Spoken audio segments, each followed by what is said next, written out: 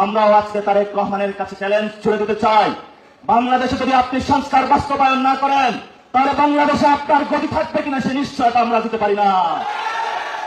কারণ জনগণের ম্যান্ডেট দিয়েছে, জনগণ ভোট দিয়েছে, এই জনগণের ভোটের বাক্সে কেউ যদি লাথি মারতে চায় আমরা তার গতিতে লাথি মারতে কোনো কুণ্ঠবোধ বা দ্বিধা সংকোচ করব না। আমাদের আরেকটি বড় বিষয় ছিল, শেখ হাসিনা উকিচুকি করতেছে, আওয়ামী লীগ বিভিন্ন জায়গায় মিছিল নামাচ্ছে। আমরা সরকারকে হুঁশিয়ার করে বলবো, যদি শেখ হাসিনা বাংলাদেশে আসতে পারে, যদি আওয়ামী লীগ বাংলাদেশে আসতে পারে, তাহলে প্রথম গুলি চালাবে তারেক রহমানের উপরে।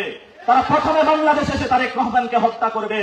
তারেক রহমানের ইতিহাস জানা উচিত, সেই সময় জিয়াউর রহমানকে তারা হত্যা করেছিল। যদি উনি ইতিহাস ছিলেন তাহলে তার বাপের যে পরিণতি হয়েছিল একই পরিণতি সন্তানের পরিণতি হবে। এই জন্য তারেক রহমানকে আমরা বলবো, don't do compromise with Awami League. যদি আওয়ামী লীগের সাথে আপনি কম্প্রোমাইজ করেন, আমরা কিন্তু একটি ফ্রন্টে যুদ্ধ করতেছি, তাহলে আমাদের ফ্রন্টিয়ার লাইন দুইটি হবে।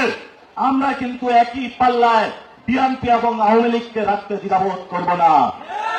আমাদের সামনে আজকে একটি ঐতিহাসিক দিন, যেই দিনে আপনারা যারা এখানে কৃষক আছেন, আপনাদের কোনো জমি জমা ছিল না। এক মহান ঐতিহাসিক নেতা বাংলাতে আবির্ভূত হয়েছিলেন।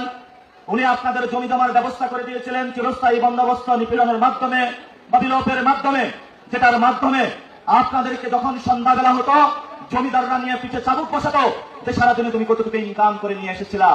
আজকের এই দিনে রাজশাহী থেকে ভারতের বিরুদ্ধে একটি বড় যুদ্ধ ঘোষণা করা হয়েছিল, সেটা কি আপনাদের মনে আছে? আজকে ঐতিহাসিক ফারাক্কা দিবস। এই দিবসে মাওলানা ভাসানী 90-এর অধিক বয়স নিয়ে উনি সেই ভারতের বিরুদ্ধে বলেছিলেন, জলের অধিকার আমি ছাড়ব না, পানির ন্যায্য অধিকার আমি ছাড়ব না। কিন্তু সেই ভাসানীর যে মার্কা ছিল তা বিএনপি চুরি করে আজকে তারা ভারতের বিরুদ্ধে নতজানুপর রাষ্ট্রনীতি অবলম্বন করেছে।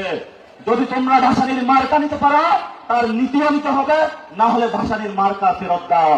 এই জন্য আমরা বিএনপিকে বলবো, পররাষ্ট্রনীতির ক্ষেত্রে ভারতীয় যে বাংলাদেশে বাহিনী রয়েছে, সিভিল ফরম্যাটে আওয়ামী লীগ, এই ভারত কেন্দ্রিক বাহিনীর সাথে কোনো কম্প্রোমাইজ করা চলবে না, ভারতের সাথে কোনো নতজানু পররাষ্ট্রনীতি চলবে না। যদি আপনি বলেন সবার আগে বাংলাদেশ, তাহলে সবার আগে বাংলাদেশ হওয়া সত্ত্বেও সীমান্তে কিভাবে খুন হয় সেই প্রশ্নটা আমরা আপনাদের কাছে রেখে গেলাম।